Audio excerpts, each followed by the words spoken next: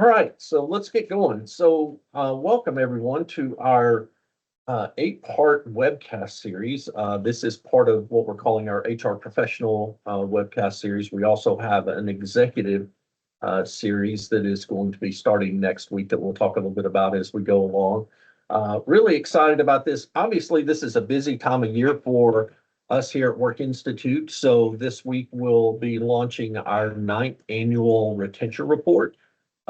This report has become the go-to resource in the US for all things employee retention, including reporting why people leave. And the great thing about our retention report is that we have a very, very large data set. In fact, I think it was almost 15,000 exit interviews that we were analyzing this year to present our findings in the retention report. So it's very comprehensive, very detailed, and really is a great tool for those of you that are looking at retention, thinking about it, and trying to think strategically about it. So really excited and hope everybody will be on the lookout for the retention report as it comes out this week. So in thinking about this webcast, and the first thing I want to point out is, we're trying to make kind of a shift from sort of a traditional webinar to what we're calling webcast. I've actually looked at the definition. I don't know that there's a great difference, but to some extent, trying to make this more conversational and make it a little more informal. Webinars sometimes feel a little stuffy, feel like a lecture, and trying to make this a little less formal. As we go through the 8-part series, I'm actually going to have some guests that are going to be joining me that have specific expertise around some topics. So I'm really excited about that. So those will be very much conversations between myself and a guest. But as we kick off this webcast, we wanted to start with just the broader state of employee retention and talking about strategic employee retention. And I think what we're talking about right now, and certainly what I'm seeing in the market, is we're almost looking at really turnover prevention. How do we keep people from leaving in the future? If anybody's been looking at the data that's coming out from, say, the Bureau of Labor Statistics, we have seen some downturn in overall employee turnover over the last, say, 6 or 8 months. It has been going down. But we've also seen the overall number of jobs that are available are also kind of stagnant right now. And typically what happens is as those jobs become more readily available, it oftentimes does drive turnover. Of course, we also had an election year last year, and I think that created a lot of uncertainty. But what we're hearing and we're seeing it ourselves, but we're also hearing it from other research, is that employees are wanting to leave, that they actually are looking for opportunities. They're not necessarily excited about where they are. They're not excited about their current work or their current company. And so they're wanting to leave. And I think Gallup came out with some research that said this is the highest point it's been in like 10 years in terms of their research. So something like half the US labor market is looking to leave in the next 12 months. So when we typically think about employee retention and turnover, we're typically thinking about solving the fact that people are leaving at a rapid rate. And right now, I think we have to be thinking about it slightly different in that we really need to be looking at what are those risk factors that are causing people to want to leave when the opportunity presents itself. So it's going to change the way I talk about this a little bit as we go along, and thinking about it, slightly different. But I think that's just where we are as a country right now. I think that's where we are as a labor force right now. And so we're going to think about it that way. I'm also trying to try and think about this in pretty simple terms, right? I think one of the things that companies do is when there is high turnover, or when there is this sense of or there's pent up turnover, or people are thinking about leaving, it feels overwhelming. It feels complicated. And to some degree, there are complicated aspects of it. I certainly get that. But at the same time, it can be simple. It can be put into simple buckets. And so I think about it in three ways, right? So first is the voice of the employee. And we're going to go into a little bit more detail about that. But what are employees telling us? What are we learning from listening to employees about what's going on related to why they may be at risk of leaving or why they may have left? And then it's all about acting on those insights. And we're going to talk about how we think about the action part of a retention strategy and how it differs from other things that we might do. And then lastly, it's just how do we hold leadership accountable? And we're going to get into a little bit about what's going on with managers and leaders and talk about that a little bit more. But before we even go there, I always like to start, and anybody here that has heard me speak before or been on some of our webinars in the past, you'll know that we always start with thinking about how much is it costing us? How much is turnover costing us? And so I'm sure a lot of you have seen what I'm showing on my screen right now, but it's our very simple calculation of turnover. So the example here is a kind of a mid-sized company, 1,000 employees. We've got 15% turnover, so we've got about got 150 people a year leaving.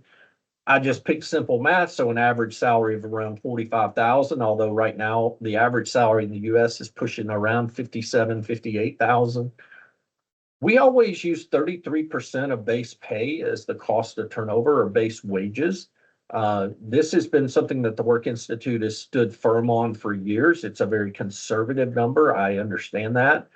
But we look at that as it relates to overall turnover and what is the average cost of that turnover. So there are jobs that are going to be one or two times their salary. There are some that are going to be lower, but this is where the average lands. And we've done multiple sort of meta research works to really look at what those costs are and feel really confident that that 33% number is a good number.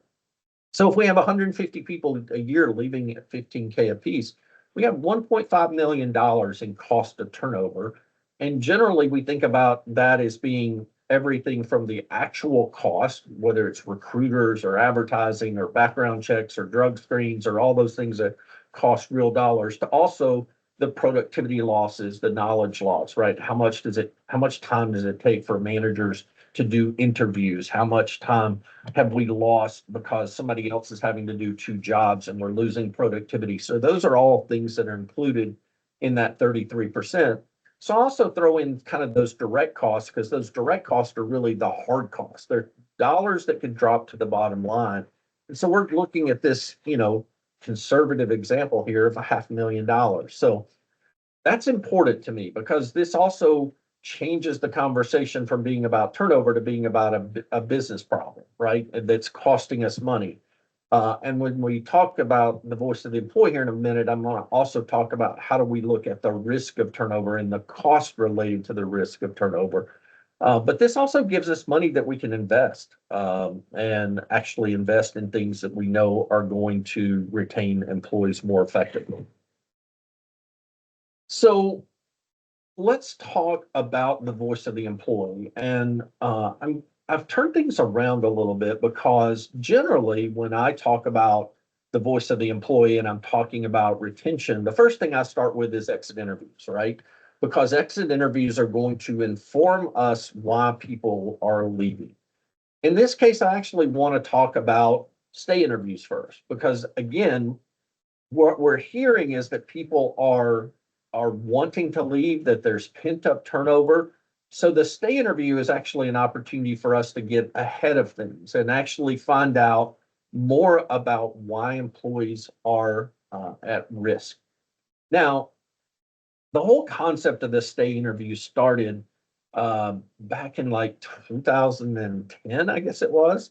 A guy by the name of Dick Finnegan really started this whole craze of the stay interview when he wrote a book called The Power of the Stay Interview.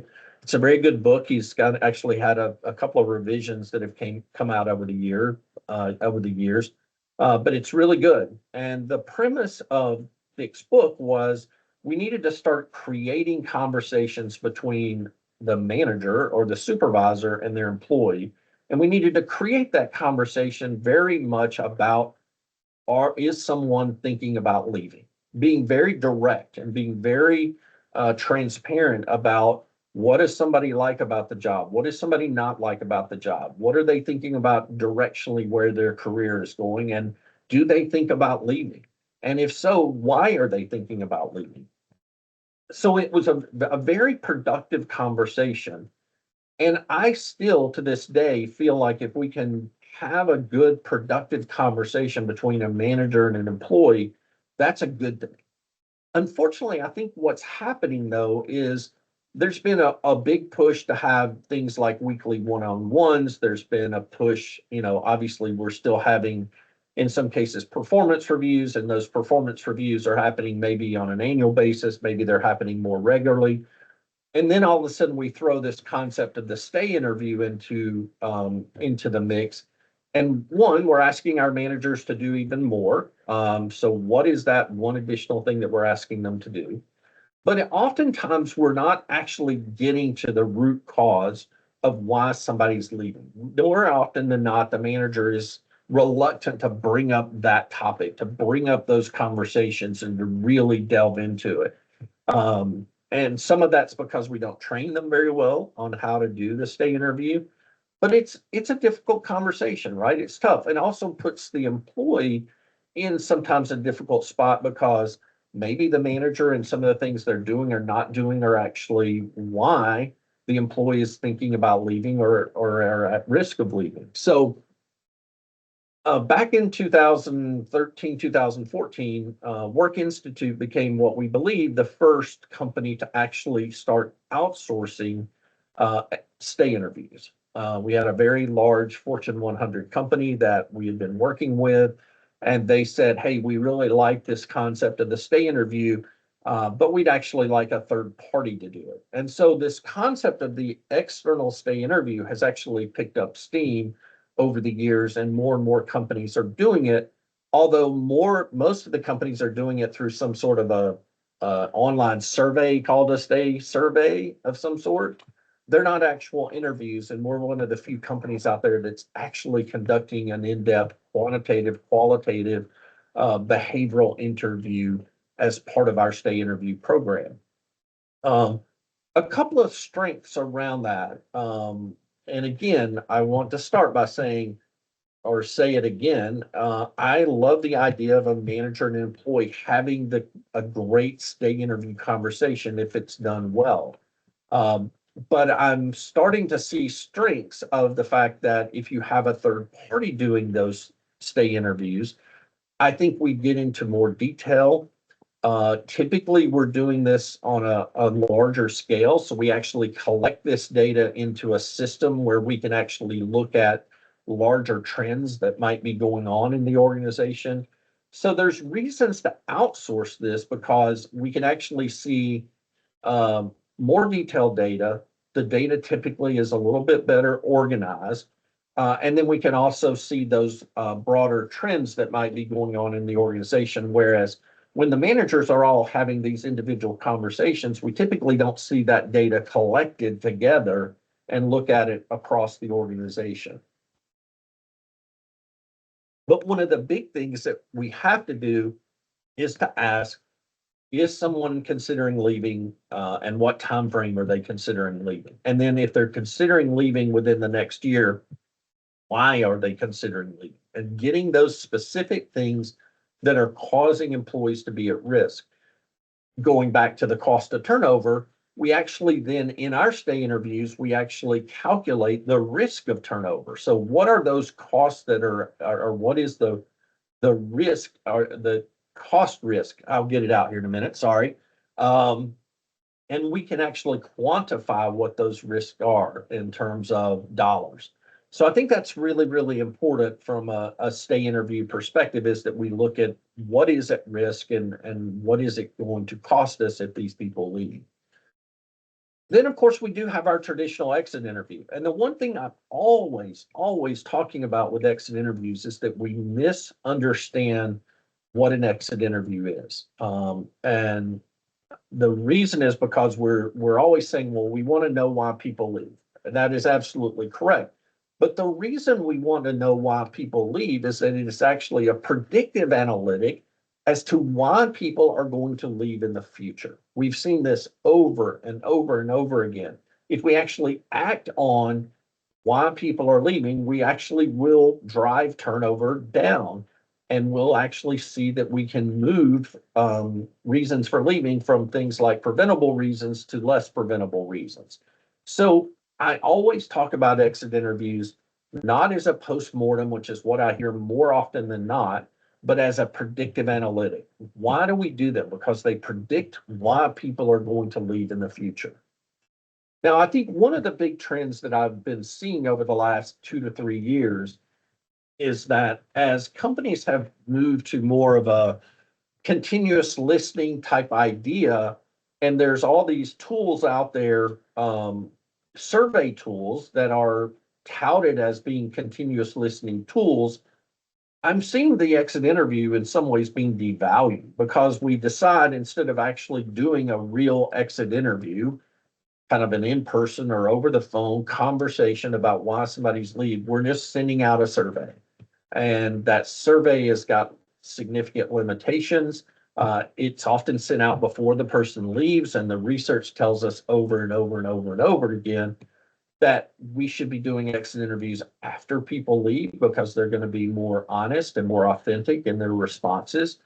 So I think we're actually hurting ourselves in devaluing that exit interview because again, it seems like something that's just thrown into the mix in our broader listening strategy that is being devalued. And yet I can't think of a single analytic that's more valuable than understanding the real reasons why people leave. And so I would urge you to be thinking about how you're doing your exit interviews. Uh, one of the big things is to make them qualitative. And you say, well, why is that? And I always say that because letting somebody put in their own words why they're leaving is so critical because more often than not in a survey, we just have a list of things as terms of, hey, choose one of these. And people just choose, multiple things, and they're not really being their authentic self about why they're leaving and what's causing them. So that behavioral interview becomes so important. And that's the qualitative element of it. So we have to be doing stay interviews right now. I think they're vitally critical to be able to understand are people at risk of leaving. We need to be continuing to do those exit interviews and understand why people are leaving because they're predictive of why people are going to leave in the future. And then lastly is the onboarding interview. And that to me, this is those sort of from a retention standpoint, those three pillars of the voice of the employee. And I'm not saying that pulse surveys aren't important. Certainly we have our annual survey, whether we call it an engagement survey or whatever, culture assessment, whatever the term you want to use. Those are also important, but when I'm looking at retention and how we attack retention, it's really these three areas. And onboarding is important because like 40% of all turnover happens in the first year. So it's vital that we get off to the right start and that we onboard people effectively and we don't create risk factors as they're coming on board. So we know that we're onboarding people effectively, that they're engaging in the company early, that they're trained well, that they feel part of the social fabric or the cultural fabric of the company. So all of those things are absolutely critical. Again, internal is fine. I think external provides those additional strengths in terms of sometimes we do surveys, but I think there's a good point where we can actually do an interview to see if we can uncover any of those risk factors as well. So I strongly encourage both stay, exit, and onboarding in thinking about your overall retention strategy and your retention approach. And that will really kind of get the voice of the employee working. And don't let this data just sit on a shelf. It's got to be visible. It's got to be accessible. We've got to be looking at it on a routine basis. And that's where we start talking about acting on the insights. So the first thing I would say in terms of acting on insights is that we have to have those key metrics. So what is our overall turnover? What is our voluntary turnover? What's our involuntary turnover? And what's that first year turnover? Because generally in organizations, what I see is that we have pockets of the organization that tend to have higher turnover than others. Whether that's a key role in the organization, whether it's a location, whether it's a department. And so going back to sometimes I think we overcomplicate retention is that we look at it on an enterprise basis and think, oh, this is going to be really difficult, right? I've got 22, 23% turnover. How am I going to solve this organizationally to improve retention? And it really comes down to being able to find where are those pockets of turnover that are occurring, and then how do we go sort of remediate that in a very focused way uh, in that part of the organization. And I'll talk a little more about that in a couple of minutes. So then we start to bring this voice of the employee data together with the key metrics, right? So what are those risks of quitting? What are the reasons for leaving? Did we have any remediation or development from the overall employee experience that we need to get? And we talk about that in terms of our core drivers, right? So we talk about the company as an employer, the job itself, the team or the people someone works with, and their manager. So what is that overall employee experience in both the stay and the exit process? And what are some of those remediation opportunities as well? We just worked with a client here recently where communication is a big part of it. So that is a critical element as well. But we've got to know what are those risks and what are those reasons for leaving. That really is the cornerstone of what we're talking about. Then we've got to figure out, like, we have to act on the data. And this is where I feel like companies just struggle with this. And I kind of get it to some degree as a former HR professional. But on the other hand, again, we're overcomplicating things. If we know there's an area that has a retention challenge, let's just say it's a plant that we have. We've got multiple plants in our manufacturing company. We have one plant where turnover is much higher. Let's go focus on that plant. Let's not try and deal with this on an enterprise basis, but let's go there. Then let's look at what is the overall turnover. What portion of it is voluntary? What's involuntary? Let's make sure let's go in and do stay interviews. Let's pull up our exit data. And then we develop a 90-day action plan to say what things do we need to put in place based on the data that we've gathered in order to start to affect positively the retention in that location. That's the key to it, right? And you manage those action plans just like you would a project. So we've got check-ins, we're checking with progress. We want to make sure that it's having the intended effect that we wanted it to have. So we very much treat it just like a project. And we make sure that we're communicating to employees, what are we doing? Why are we doing it? What are some of the key things that we're trying to remediate or fix in this particular plant or location?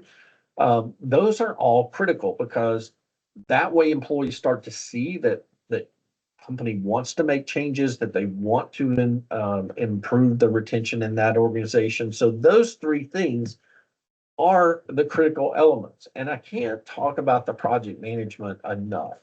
How do we make sure that what we intend to do actually gets done? We see this over and over again. I saw it in HR my entire career. You see it in so many organizations when we're trying to make changes. It starts off with a lot of enthusiasm and a lot of bang, and then it just peters out over time. The project management aspect of this will actually keep it on track and make sure we work through to conclusion the things that we wanted to change or the things that we wanted to put in place. And this is actually one of the areas where Work Institute comes into play often, is that we can step in as that project management arm and definitely keep things going because typically we're getting paid to do that, right? So it stays on track. We make sure that we're getting things done that we need to get done in order to improve retention. So we have to act on the data. We have to act on the information that we're gathering. Get the right information through the voice of the employee, act on that data in a very responsible way, and in a way that we know is going to make changes in the organization. Lastly, we want to talk about managers as a linchpin. And by the way, let me pause here for a minute. Questions from anybody? I'd love for some questions to be thrown in the chat. I've got a Q&A here. I should have looked at this earlier. Let me see. Will the slides of the recording be available? The recording will be available, and then we'll talk at the end about a resource that's going to be available to everybody outside of the slides. So that's one of the Q&As that came up. Please throw other questions in the chat. So anybody that has a chat question, please put that in. So lastly, I want to talk about managers as the linchpin. Okay, so what we have found over the years, and this shouldn't be a surprise to anybody, is that managers really are the linchpin to retention. It's what's going to make the biggest impact is how effective are our managers in general, but specifically on addressing and doing the things that are necessary in order to address what's going on that are causing people to leave. Through our research over the years, we've seen that manager effectiveness is predictive of 6 of the 11 categories for quitting. So we know how broadly they impact things, not just their own behavior, but other elements of why people leave, around career issues, around culture issues, around work-life balance issues. All of those things are impacted by manager effectiveness. One of the big concerns right now with this manager, with managers being the linchpin, is that there is a ton of research coming out right now that says that the role of the manager is being overwhelmed, that the responsibilities post-pandemic had possibly increased by as much as 50%, that we just keep loading our managers up with more and more responsibilities. And most of those responsibilities are not leading people or managing people. They're actually other other things like, managing projects or managing other things, a lot of individual contributor work that they're doing. So we've got to make sure that we're actually giving them training and development, but we're also monitoring how much responsibility are we putting on our managers. I saw one other question. What instruments or practical solutions can we offer to managers to facilitate the impact you're describing? I think the practical solution is in training and development. One of the things that we see is that we typically are training new managers and then the development stops. And one of the things that we encourage is that managers should be learning together on a continuous basis, whether that's monthly, quarterly, quarterly at least, should be being developed, whether that's around crucial conversations, whether that's around communications, whether that's around how do we do career coaching, how does that, all of the things that are necessary, we should be having our managers learn together. And then specifically bringing in that stay interview and that exit interview data into those conversations to help them to understand how does that data apply to what they're learning, and also the practical ideas as to how they're going to go out and make changes or improve things in order to have retention be improved in the organization. So I think it's really comes down to training and development, but it's not a one-time thing. It's all the time. But managers also need to be held accountable. And again, more often than not, when we go into organizations that have high turnover and we ask, do managers have a goal or a KPI related to retention? The answer is no, they don't. We have to make sure that we're holding managers accountable to making sure that they're responsible and accountable to improving retention, whether that's improving it by 3%, 5%, 10%, whether that's a specific target number that needs to be there. Managers have to be held accountable. But you don't just hold somebody accountable and then not develop them and train them and help them, right? So those are the elements that we have to have, is they have to feel like they're being supported in that effort to improve retention. Okay. So managers are the linchpin. We have to be communicating effectively with our managers. We have to support our managers. We got to make sure that they're not feeling overwhelmed, that we've actually giving them the right tools to improve in their organization, and that they're not just burnt out and stressed over the role. So again, I want to encourage everyone to throw some questions up there. Again, we're about 30 minutes in. I wanted these to last about 30 to 35 minutes. So I want to talk a little bit about next steps and Q&A. Again, throw those questions out there. I'm going to be monitoring. It looks like a new one just came in. John says, I think managers are the linchpin is key for so many organizations. I frequently observe that managers are told that they are accountable for their team's turnover, but they are not equipped to positively drive this.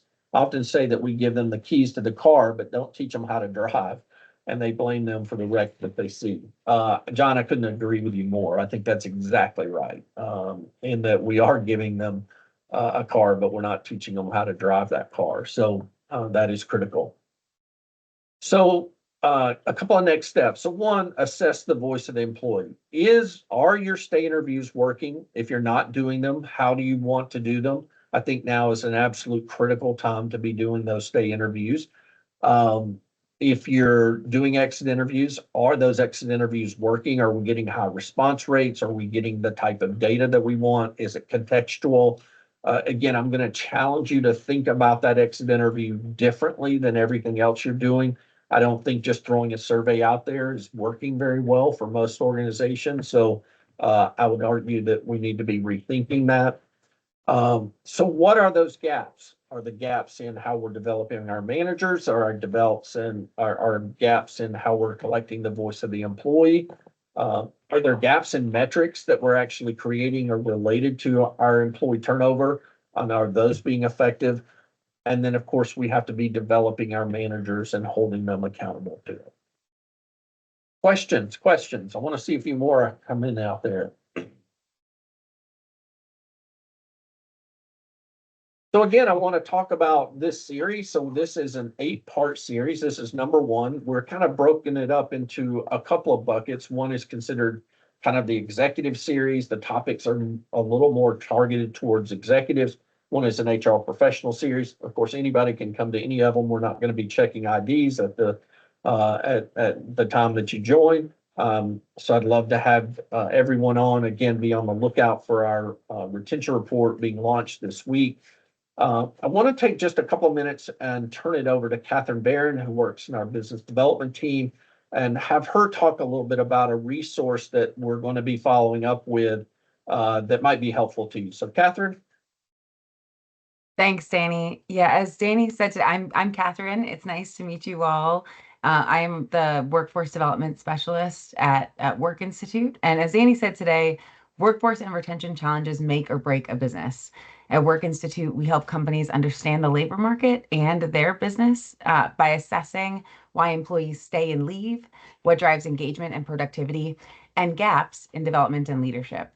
So we've got an awesome resource that we prepared following this call, Pillars of Employee Retention.